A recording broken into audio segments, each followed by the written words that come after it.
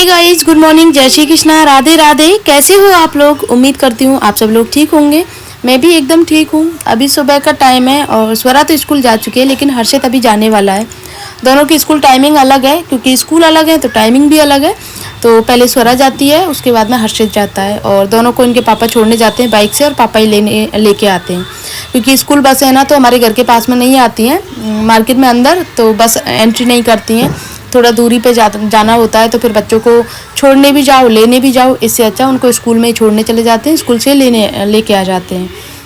और दोनों को लंच में आज मैंने भिंडी की सब्ज़ी बनाई है। आज मैंने ना मसाला भिंडी बनाई थी। कभी कभी बनाती हूँ मैं जल्दबाजी में, गोल भिंडी बना देती हूँ बच्चों को, लेकिन मसाला भिंडी इनको ज़्यादा पसंद है, तो आज मसाला भिंडी बनाई। और लंच में ऊपर ही लेके आ गई, वरना मैच हो जाते हैं, मिक्स मैच हो जाते हैं दोनों बच्चों के।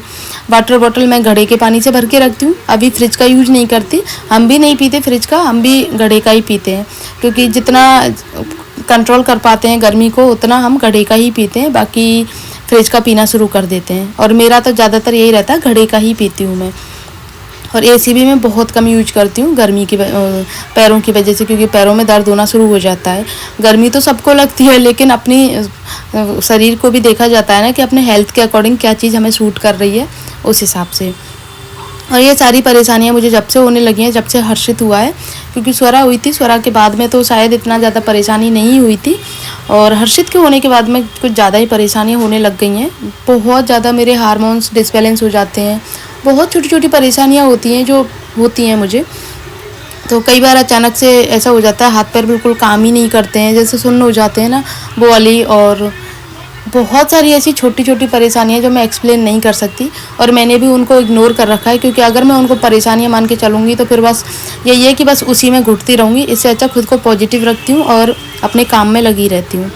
तो हर्षित को तैयार कर दिया, बस शूज वगैरह पहनाना बाकी था, उसको शूज पहना देती हूँ, और इसका बैग लगा के इसको भेज देती स्कूल। फिर अपना काम शुरू करेंगे गाइस, क्योंकि जब तक बच्चे नहीं जाते हैं ना, तब तक तो मेरा कोई काम होता ही नहीं है। कर भी लूँ एक दो काम, तो फिर वो होना ना होना बराबर हो जाता है, फिर मुझे दोबारा से करना होता है। और मेरी दोबारा की चाय मैं और पतिदेव साथ में मिलकर बैठ के पीने के लिए बनाती हूँ, लेकिन पतिदेव तो जल्दी जल्दी पी के चले जाते हैं, और फिर मेरा बच्चों का रहता है, क्योंकि पतिदेव अपनी चाय पी के स्वरा को छोड़ने चले जाते हैं स्कूल, और मैं हर्षित को तैयार करती रहती हूँ, साथ में अपनी चाय पीती रहती हूँ, क्योंकि अपने साथ साथ में ना बच्चों की जिम्मेदारियों को भी बखूबी निभाना होता है। और ये देखो गाइस, आप लोगों को बता दूं, बच्चों के स्कूल जाने के बाद में मेरे रूम की, पूरे घर की ये हालत होती है।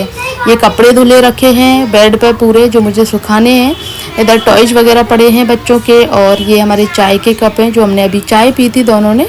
तो ये सारी चीज़ों को समेट के रख देती हूँ, और फिर अपना काम शुरू करती हूँ। पूरे रूम की ऊपर के मंजिल की बात करूँ तो 1 घंटे में पूरी क्लीनिंग हो जाती है, कपड़ों से, वॉशिंग एरिया से, और झाड़ू पोंछा डस्टिंग सब कुछ हो जाता है 1 घंटे में। 1 घंटे में पतिदेव पूजा करके आते हैं, तब तक मैं अपना नाश्ता बना लेती हूँ। तो इस तरीके से मुझे ये 1 घंटा मिलता है, इसमें मैं अपनी साफ़ सफाई कर लेती हूँ।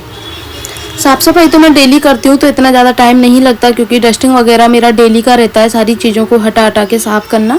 और लेकिन झाड़ू पोंछा में, कपड़े में सबसे ज़्यादा टाइम लगता है, क्योंकि धुल तो जाते हैं, धुलने के बाद में 1-2 बार के ड्रायर करना रह जाता है, कभी वॉशर में रह जाते हैं। और सुखाने के लिए तो मैं चेयर पर रख देती हूँ, कभी बेड पर रख देती हूँ, तो उनको सुखा देती हूँ, तो उसमें टाइम लगता है। और जब लोगों के कपड़े धुलते हैं ना, तब तक मेरे सूख के तैवी बन जाती है। मतलब 9:30-10 बजे तक मेरा काम ख़त्म हो जाता है, किचन से पूरे सब चीज़ से कंप्लीट। 10 से और 1 बजे तक मेरे पास में 2-2.5 घंटे रहते हैं, तो मैं उसमें तय बना लेती हूँ उस टाइम तक, क्योंकि जल्दी धुल जाते हैं तो मेरे जल्दी भी तय बन जाते हैं। सुबह 6 बजे की मशीन लग जाती है गाइज मेरी, और 6 बजे से धुल के, जैसे जैसे मुझे बीच बीच में टाइम मिलता है, वैसे वैसे मशीन को घुमाती रहती हूँ, और कपड़े चलते रहते हैं, धुलते रहते हैं। और फिर सामने की धूप आती है मेरी बालकनी में इतनी जल्दी, जब तक सूख भी जाते हैं, क्योंकि आजकल आपको पता है ना, ड्रायर किए हुए कपड़े 1 घंटे में बिल्कुल एकदम परफेक्ट सूख जाते हैं, तो उनकी साथ में तय भी बन जाती है। और अगर प्रेस करने का मूड रहता है तो प्रेस भी कर लेती हूँ, जो प्रेस करने के कपड़े रहते हैं उनकी। आजकल तो प्रेस के भी आप लोगों को पता है भाव बढ़ गए हैं, कितना महंगे पर मतलब कपड़े हो गए हैं। मतलब एक जोड़ी कपड़ों का कल मतलब मैंने भेजा था, एक थैले कपड़े भेजे थे, तो पापा बोल रहे थे कि ना तू खुद ही कर लिया कर, बहुत महंगे कपड़े हो गए हैं। तो भाई मेरे पे नहीं होती है, सच बताऊँ मैं सारे काम कर सकती हूँ, लेकिन प्रेस मुझसे नहीं होती है। वैसे भी प्रेस के कपड़े ना बहुत सारे हो जाते हैं मेरे लिए।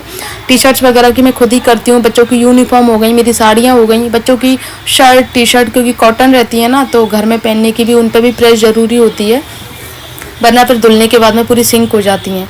और मशीन के कपड़े रहते हैं तो उन पर सब पे प्रेस ज़रूरी होती है। तो बड़े बड़े कपड़े जो पैंट शर्ट होते हैं ना, सिर्फ उन्हीं को बाहर भेजती हूँ, बाकी तो मैं खुद ही करती हूँ प्रेस। और लेकिन फिर भी और प्रेस करने का भी झंझट ये रहता है यार, कभी जैसे प्रेस लगाने का मूड करता है, लगाने बैठती हूँ, लाइट चली जाती है, इस वजह से मन नहीं करता। तो एक दो कपड़ों पर ही हो पाती है बस। तो यहाँ पे मैंने बेडशीट को साफ़ कर लिया है और उसके बाद मैं अपलो वगैरह लगा देती हूँ, और देन उसके बाद में मेरा रूम हो जाता है एकदम परफेक्ट।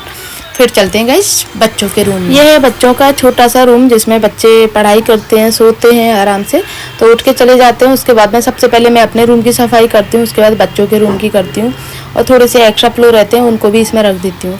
बच्चों की मतलब इनको मतलब नहीं है कि हमें मोटा तकिया लगाना है, पतला तकिया लगाना है, इनको मतलब है कि कवर कौन सा है, इमोजी वाले कवर इनको चाहिए होते हैं। वो तो हमारी दुकान पे सारी चीज़ें मिलती हैं, तो जो इनको पसंद होता है वो ले आते हैं। तो आज मैंने सोचा डेली डबल बेड की बेडशीट बिछाती हूँ, सिंगल बेड पे आज सिंगल की बिछाती हूँ, क्योंकि ये बेड है ना, जो सिंगल बेड जो है इस रूम में, वो सिंगल से बड़ा है, डबल से छोटा है, तो इस पर सिंगल बेड की बेडशीट छोटी पड़ती है और डबल बेड की ठीक रहती हैं। तो मैं ज़्यादातर डबल की ही बिछाती हूँ, फिर अंदर फोल्ड कर देती हूँ। अब ये सिंगल बेड की बेडशीट है तो बिल्कुल एकदम फिक्स आ रही है, इस पर एक दो दिन ही चलती है क्योंकि सिमट जाती है बार बार में, और वैसे भी वाइट है तो ऑलमोस्ट इसमें स्पॉट वगैरह लगे रहते हैं, क्योंकि बच्चे इसमें ड्राइंग वगैरह करते हैं ना, तो वो छूटते नहीं हैं धब्बे, और कभी कभी कुछ खाते पीते हैं तो वो भी छूटते नहीं हैं। यहाँ भी आप लोग देख रहे होंगे एक दो स्पॉट लग रहे हैं। तो लेकिन वाइट बेडशीट का ये रहता है, सुंदर लगती है, वाइट दीवारों के साथ में इसका कॉम्बिनेशन बहुत प्यारा जा रहा है। तो ये पूरा रूम हो गया है कंप्लीट। उसके बाद में मुझे याद आया था कि चलो पंखे को भी साफ़ कर लेती हूँ। डेली साफ़ करना ज़रूरी इसलिए हो जाता है क्योंकि अगर इसको मैं 8 से 10 दिन साफ़ ना करूँ ना, तो निशान पड़ जाते हैं और फिर वो निकलते नहीं हैं, और जब साफ़ करो तो अलग से निशान पड़ते चले जाते हैं। तो इसीलिए नया पंखा है ये, इस वाले रूम में नया लगवाया था, तो डेली मैं इसकी वैसे ही सूखे कपड़े से साफ़ कर देती हूँ, तो धूल मिट्टी निकल जाती है, गीला कपड़ा लगाने की ज़रूरत ही नहीं होती है। और इस रूम में तो वैसे भी धूल मिट्टी कम आती है क्योंकि ये अंदर पड़ जाता है ना थोड़ा सा, इसीलिए बहुत कम धूल मिट्टी होती है इसमें। लेकिन इसमें वेंटिलेशन के लिए चाहे कुछ भी नहीं है, लेकिन ठंडा रहता है ये वाला रूम। तो ये छोटा सा वेंटिलेशन के लिए आप लोग देख रहे हो ना, वो मेरे रूम में से ही निकल रहा है। अब इसमें एग्जॉस्ट फैन लगवाएंगे क्योंकि एसी वगैरह चलेगा तो फिर बच्चों के लिए ज़रूरी होगा। तो वैसे तो हमारे रूम में ही सोएंगे बच्चे गर्मियों में, लेकिन अभी थोड़े टाइम तक, जब तक प्रॉपर गर्मी नहीं आती है, तब तक एग्जॉस्ट फैन लगवा देंगे, जैसे एसी की हवा उस रूम में जाती रहेगी। एसी चलाओ या कूलर चलाओ कुछ भी। अभी तो एसी ऑन नहीं किया मैंने, लेकिन जैसे जैसे गर्मी बढ़ती जाएगी, टेम्परेचर हाई होता जाएगा, वैसे वैसे मेरा एसी भी ऑन हो जाएगा। पहले तो सर्विसिंग करवानी है, देन उसके बाद में देखना है। तो झाड़ू वगैरह लगाने के बाद में फिर लगाती हूँ पोंछा। और पोंछा मैं हाथ से क्यों लगाती हूँ, मोस्टली प्रिफर यही रहता है मेरा खुद के लिए कि पोंछा मैं हाथ से ही लगाती हूँ। एक तो एक्सरसाइज हो जाती है, दूसरी चीज़ ये रहती है एक एक कोने की सफाई हो जाती है, और पोंछा लगने के बाद में जो सुकून मिलता है ना, कि मेरा फर्श ऐसे चमकता है, बहुत अच्छे से चमकता है। ये मुझे ना बिल्कुल पसंद नहीं आता राधे का पोंछा लगाना, सच बता रही हूँ, बिल्कुल पसंद नहीं आता। फिर वही चीज़ है ना कि ज़्यादा टोका टाकी करो तो फिर छोड़ के चली जाती है, फिर इमरजेंसी में कम से कम काम तो करती है। बाकी ये नहीं है वो पोंछा लगा देती है और काम चल जाता है, नहीं, वो पोंछा लगाने के बाद में फिर जैसे कोने रहते हैं, कभी टाइल वगैरह साफ़ करनी होती है, या फिर गेट के पीछे वाला हिस्सा रहता है, वो सारी चीज़ें मैं ही साफ़ करती हूँ हटा हटा के। राधे के ऊपर सारी चीज़ें नहीं छोड़ी जाती हैं कि राधे आती है तो सब कुछ वही करे, नहीं भाई, मैं ही साफ़ करती हूँ। नालियाँ वगैरह हो गई, और साथ में जैसे बर्तन वगैरह साफ़ होते हैं, वहाँ कई बार छींटे पड़ जाती हैं तो टाइल्स वगैरह पे, तो वो भी मैं ही साफ़ करती हूँ। हम राधे से ना तो कह सकते हैं, कह क्या मतलब उम्मीद भी नहीं कर सकते, कहने के बावजूद भी नहीं करती है, क्योंकि आजकल आपको पता है राधे मिलना बहुत मुश्किल है। तो कभी कभी मन होता है बोल दें, लेकिन नहीं बोल पाते, ये मजबूरी क्या है हमें समझ में ही नहीं आती। तो गाइस दोनों कमरों की सफाई हो गई है, और मैं दिखाती हूँ आप लोगों को। पहले तो मेरा ही रूम दिखाती हूँ कि जब पूरा एकदम साफ़ सफाई से कंप्लीट हो जाता है तब मेरा रूम कैसा लगता है। ये है मेरा फुल रूम, जो छोटा सा रूम है लेकिन सफिशिएंट है। और ये है मेरे रूम के बाहर बालकनी, जिसमें कपड़े वगैरह सुखा लेती हूँ, थोड़ा सा बच्चे खेल लेते हैं, हम सुबह चाय भी पी लेते हैं। चेयर लगा के रखी है मैंने यहाँ पे, थोड़ा सुबह के टाइम बढ़िया मौसम रहता है तो हम बैठ जाते हैं। फिर दिखाती हूँ आप लोगों को बच्चों का रूम। ये बच्चों का रूम है गाइस, छोटा सा प्यारा सा, लेकिन मैंने उस तरीके से मैनेज कर रखा है बच्चों के अकॉर्डिंग सफिशिएंट है। तो यहाँ पे ये है, और ये दोनों दीवार और साथ में बेडशीट कितनी प्यारी लग रही है ना, वाइट के साथ में बहुत प्यारी लग रही है गाइस।